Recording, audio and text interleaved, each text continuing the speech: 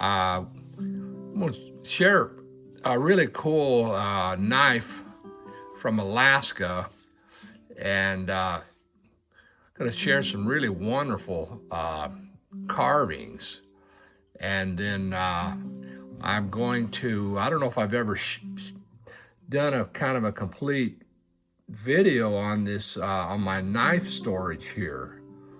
And I'll show that in case somebody out there that loves knives wants to consider maybe doing what I did here. So we'll get into that last. We'll look at some cool knives in there too. So yeah, let's take a look at this knife right here. This is a really special knife. This is a knife from the Copper Eskimo people up in Alaska. And it's got an ivory handle and a copper blade. Very old. I have a few items from Alaska and up in British Columbia and that. This is really, really cool. So you got carved ivory here. And so the story on copper, there's a few places in the continent, North America, where copper deposits were right on the surface. The main region is around the Great Lakes in Michigan and that. And then were some surface copper in Washington State. A lot of the indigenous natives up there made knives and things out of copper, heated it up and pounded it out and made blades and things, ornaments. And then there were some copper deposits up along the British Columbia coast into Alaska. And there's a group of Eskimos called the Copper Eskimo people. And they had a large deposit of copper up there too. So that's where this came from. And you know, it's just an amazing, really, really neat piece. Really love it. So I put together this little doe skin pouch for the blade. But yeah, I've got a few cool Eskimo pieces. That mask back there in the glass case is made from whalebone vertebrae, and then the eyes are made from ivory, and that's baleen, another part of the whale for the pupil, and then ivory teeth. But I want to show you these amazing carvings here. They're just, man, this stuff is the cat's meow. We'll do this bird, man. Look at this. That's wood. That is wood. That's one piece. Painted.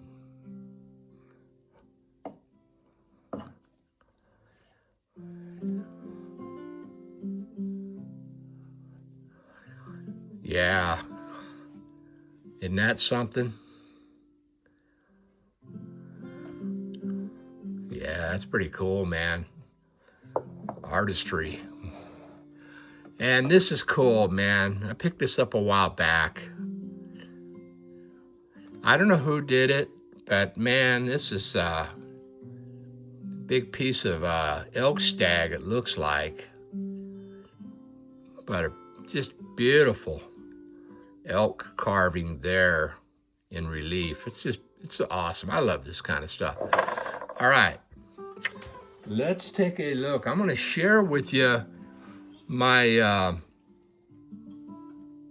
how I store my really, really high-end knives. Got several methods of storing them, but we're going to take a look here.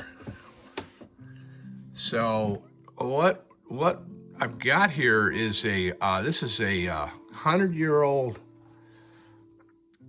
box with trays that was made for drying tobacco. These were made primarily for the southern United States. This one here, Perfection. You can get these on eBay. I found this in an antique store. I got it, I think I paid like 40 bucks for it or something. I got a pretty good deal on it. I've seen them, you know, they range in price. And some of them are a little different than others. This one's pretty quality. Look at this iron. You know, a little closure there. Now, I modified this for knives. When I saw it in the antique store, I'm like, I was looking at it, I'm like, whoa, you gotta be kidding. This is cool. All these trays. It's got handles here. This thing is loaded, man. It probably weighs, I'm telling you, it's pushing 50 pounds. It's got a lot of slip joints in here, a couple fixed blades. And so I'll kind of show you what I did on this thing. Let's bring that down just to give you an idea here. All right, let's take a look here at what I did. So you got these little levers here. You pull them down. The nice solid hardwood top comes off. Now these trays here, this back piece of wood right there, the lighter colored one, that's hardwood I put in there. That wasn't there. It was open on the back end to let air through. And of course the green vinyl, the green felt wasn't on there either.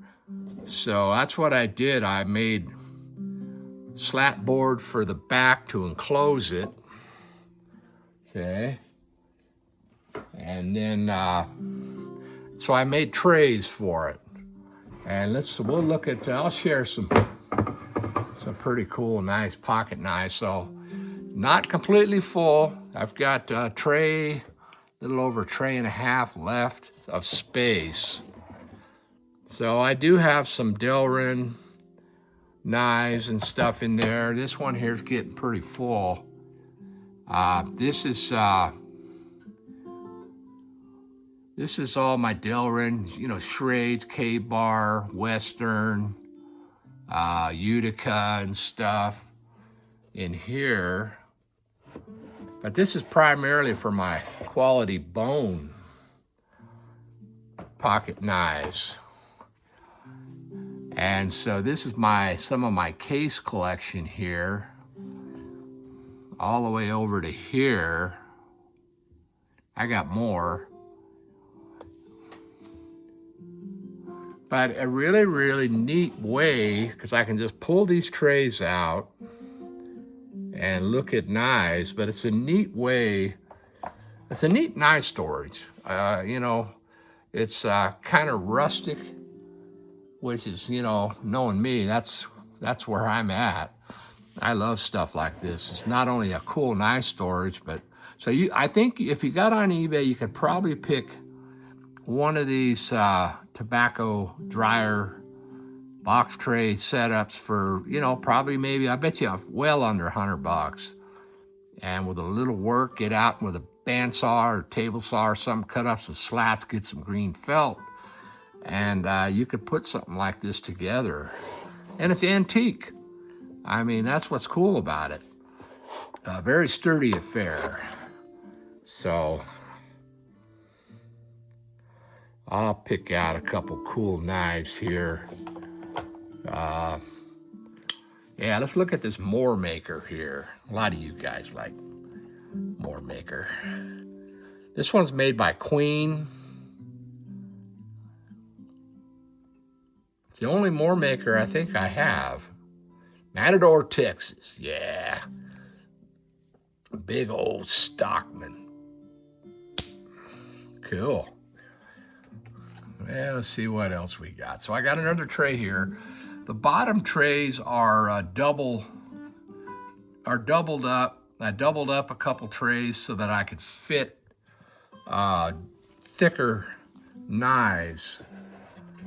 So I kind of had to do that. So I had to do that with, so this tray here, yeah, I doubled it up, I put 2 trays together, and here's another nice case here.